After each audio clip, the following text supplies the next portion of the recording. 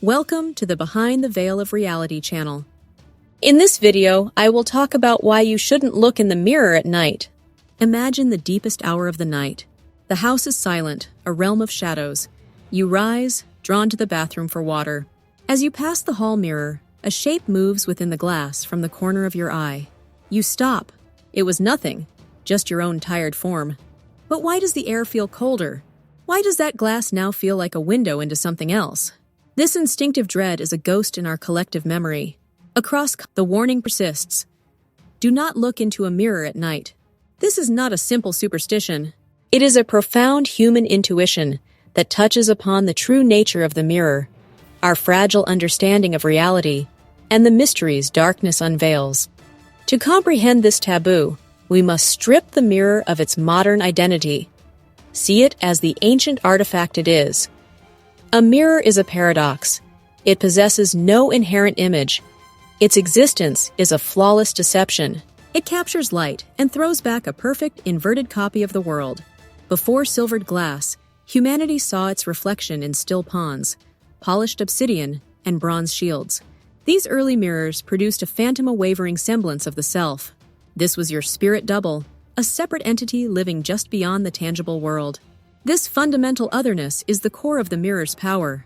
It creates a space that mimics our own, but operates under different laws. Left and right are reversed, and its universe is a silent, depthless plane. For millennia, such duplication was seen as sorcery. The mirror didn't just show, it captured and held. It could steal a fragment of the soul. This made it indispensable in ritual and feared in solitude. But power has two faces. In the vulnerable night, the mirror's passive nature was said to change. It could become an open door, a thinning in the fabric between the known and the hidden. This belief in the mirror as a portal is a cultural constant. In Slavic tradition, mirrors were gateways to the other world.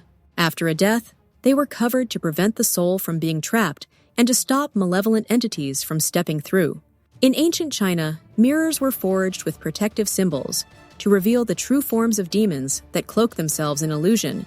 This ability implied a deep connection to the unseen.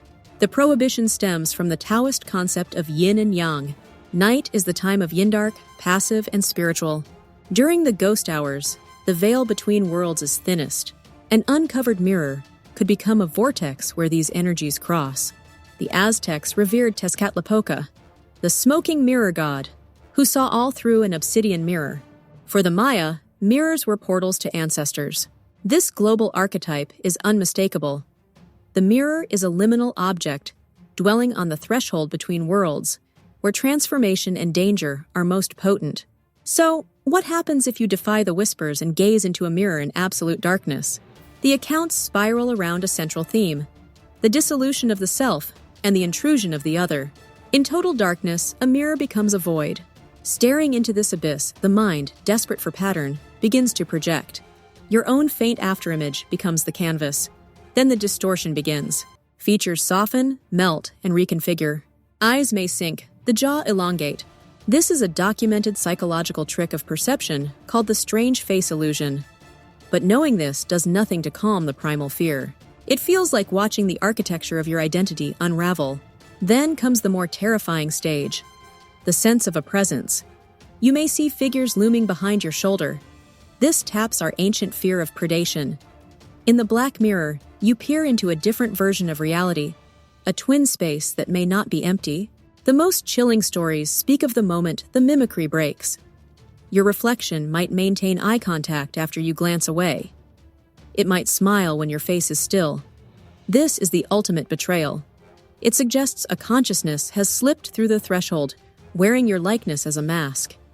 It is the horror of the doppelganger. This leads to the most profound layer, the idea that our perceived reality is itself a kind of mirror. From the Buddhist concept of Maya to interpretations of quantum physics, there is a compelling argument that the universe out there reflects the consciousness in here. Our senses are interpreters, our minds are the projectors, constructing a coherent world from a sea of energy and potential. The physical mirror is a miniature metaphor for this cosmic principle.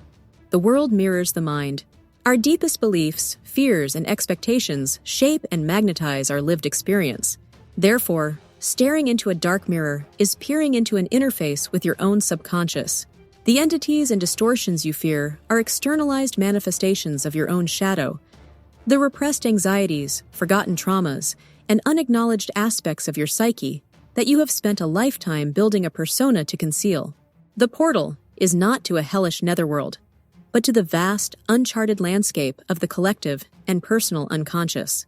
The reason it feels so alien is because we are strangers to our own depths. The dark mirror refuses to reflect the curated mask. It insists on showing what lies beneath. Modern science provides eerie validations. Laboratory experiments on the strange face illusion, where individuals gaze at their reflection in low light for prolonged periods, consistently produce reports of monstrous metamorphoses. People see the faces of ancestors, archetypal beings, or complete strangers. This is not proof of ghosts, but proof of the mind's incredible, untethered capacity to generate profound visionary experiences when its normal stabilizing inputs are removed. The experiment recreates the exact conditions of the ancient taboo and conjures its promised visions through pure neurobiology. It demonstrates that the mirror's magic is real. Its magic is the human mind itself. Furthermore, the discovery of mirror neurons' brain cells that fire both when we perform an action and when we see another perform it suggests our very cognition, empathy, and sense of self are built on a reflective, imitative foundation. We understand others by mirroring them within our own neural circuitry. The external mirror, therefore, touches upon a deep biological truth about the permeable boundary between self and other. Staring at your own reflection in the dark may trigger a dissonant feedback loop in this very system, destabilizing the sense of where you end and the other in the glass begins. The timeless act of covering a mirror at night is thus revealed as a profound act of psychic hygiene and spiritual wisdom. It is not an admission of cowardice, but an act of respect. It is drawing a curtain on a window that looks two ways. It protects the vulnerable, diffused consciousness of sleep from the unsettling gaze of its own subconscious depths. It acknowledges that some thresholds are not meant for crossing in certain states of being. The mirror asks the most disquieting question we can face. If you look long enough into the void, and the void looks back, what if the void has your face? The answer to that question is the true reason we instinctively turn away. We sense that in its silent, silvered depth lies not a monster, but a mystery.